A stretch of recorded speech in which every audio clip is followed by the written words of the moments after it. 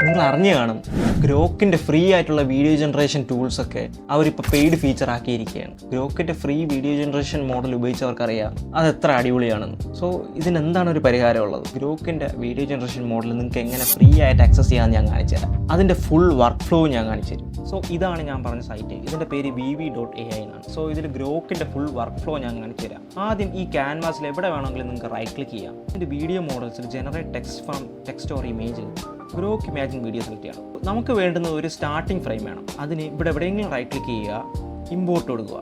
ഞാനൊരു starting frame already generate ചെയ്ത് വെച്ചിട്ടുണ്ട്, അത് കൊടുക്കുക. എന്നിട്ട് നമ്മുടെ വീഡിയോ ജനറേഷൻ മോഡലിൻ്റെ ഇമേജ് നോഡും ഈ ഫയൽ നോഡും തമ്മിൽ കണക്ട് ചെയ്യണം. എന്നിട്ട് ഒരു പ്രോംപ്റ്റും കൂടെ നമുക്ക് കൊടുക്കണം. അതിന് ഈ പ്രോംപ്റ്റിനോട് വലിച്ച് ഡ്രാഗ് ചെയ്ത് പുതിയൊരു ബ്രാഞ്ച് ക്രിയേറ്റ് ചെയ്യണം.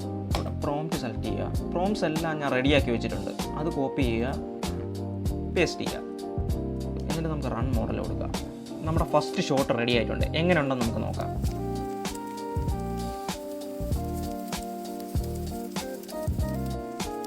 സോ ഇനി നമുക്ക് നെക്സ്റ്റ് ഷോട്ട് ജനറേറ്റ് ചെയ്യാൻ ഈ ഫസ്റ്റ് ഷോട്ടിൻ്റെ ലാസ്റ്റ് ഫ്രെയിം ഉണ്ടല്ലോ, അത് നമുക്ക് നെക്സ്റ്റ് ഷോട്ടിൻ്റെ ഫസ്റ്റ് ഫ്രെയിമായിട്ട് യൂസ് ചെയ്യണം. അതിന് ചെയ്യേണ്ടത് ഈ വീഡിയോ നോഡിൽ നിന്ന് ഡ്രാഗ് ചെയ്യുക.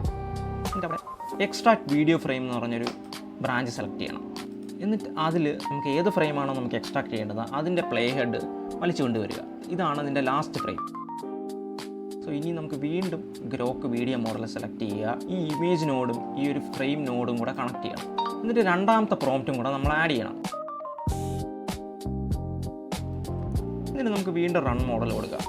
സോ ശ്രദ്ധിക്കണം, നമ്മുടെ ലാസ്റ്റ് ഫ്രെയിം ഗ്രോക്ക് ബ്രാഞ്ചിലെ ഇമേജ് നോഡുമായിട്ട് കണക്റ്റഡ് ആണ്. ഈ പ്രോംപ്റ്റ് നോഡ് ഈ ഒരു പ്രോംപ്റ്റുമായിട്ടും കണക്റ്റഡ് ആണ്. സോ നമ്മുടെ രണ്ടാമത്തെ ഷോട്ട് റെഡി ആയിട്ടുണ്ട്. നമ്മുടെ ലാസ്റ്റ് ഷോട്ട് എവിടെ നിന്നാണോ തീർന്നത് അവിടെ നിന്നാണ് രണ്ടാമത്തെ ഷോട്ട് സ്റ്റാർട്ട് ചെയ്യുന്നത്. സോ ഇതേപോലെ നിങ്ങൾക്ക് എത്ര ജനറേഷൻസ് വേണോ നിങ്ങൾക്ക് ചെയ്യാം.